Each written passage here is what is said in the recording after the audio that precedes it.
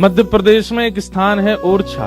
ओरछा में राम राजा सरकार का मंदिर है। वहाँ के राजा थे श्री मधुकर शाह। उनका ऐसा नियम था, कोई भी तिलकधारी अगर उनको दिख जाता था, कंठीधारी, धोती पहना हुआ, किसी भी रूप में कोई वैष्णव वेश में उनको दिखता था, अपने सैनिकों को उन्होंने आज्ञा दे रखी थी कि कोई भी वैष्णव वेश में दिखे उसको ससम्मान मेरे नगर में लाया जाए। उसको माला पहनाते, तिलक करते, आरती करते, दक्षिणा देते। अपरिचित, जानते ही नहीं है, फिर भी क्यों? क्योंकि तुमने कंठी पहनी है, तुमने तिलक लगाया है, तुमने धोती पहनी है, तुम ठाकुर जी के वेश में घूम रहे हो, इसलिए। ऐसे थे श्री मधुकर शाह जी। एक बार मनचले लोगों ने गधे को पकड़ के उसको तिलक लगा दिया और उसके गले में कंठी माला पहना दी और उसको ओरछा के मार्ग में छोड़ दिया। बोले ये मधुकर शाह राजा जो है, ये बहुत अपने आप को तिलकधारियों को प्रणाम करना, कंठी वालों को प्रणाम करना, ये बहुत अपने आप को बहुत विशिष्ट दिखाता है, इसको प्रणाम करके दिखाए तो माने हम। ये कहता है तिलकधारी कोई भी हो मैं सबको वंदन करूंगा, तो लोग गधा आ रहा है तिलकधारी। मधुकर शाह ने अपनी ओरछा के परकोटे में सैनिक बैठा रखे थे और जगह के राजा तो सैनिकों को धनुष बाण लेके बैठाते थे कि कोई आक्रमणकारी आए तो मार देना।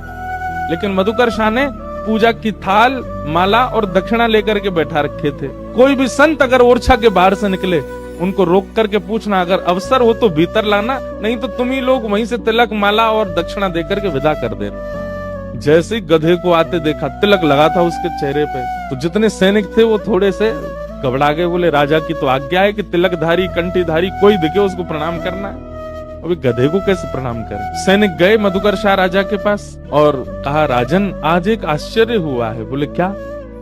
और दिन तो मानव तिलक लगा करके आते हैं, कंठी पहन के आते हैं तो हम उनको प्रणाम करते हैं, पर आज एक ऐसा जीव तिलक लगा करके आया कि हम सोच रहे हैं प्रणाम करें कि नहीं। मधुकर शाह बोला कौन है? बोले आप खुद ही चल के देखो।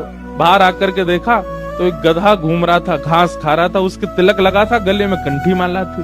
मधुकर शाह के नेत्र सजल हो गए, आनंदित हो गया और अपने सैनिकों से बोला, अरे तुमने प्रणाम क्यों नहीं किया? बोले कि महाराज ये तो गधा है। अरे गधा नहीं है तो? बोले आज तक हमने 2 पैर वाले वैष्णव देखे थे, आज 4 पैर वाला वैष्णव आया है, प्रणाम करो इसको। और मधुकर शाह ने अपने सैनिकों सहित प्रणाम किया उस गधे को।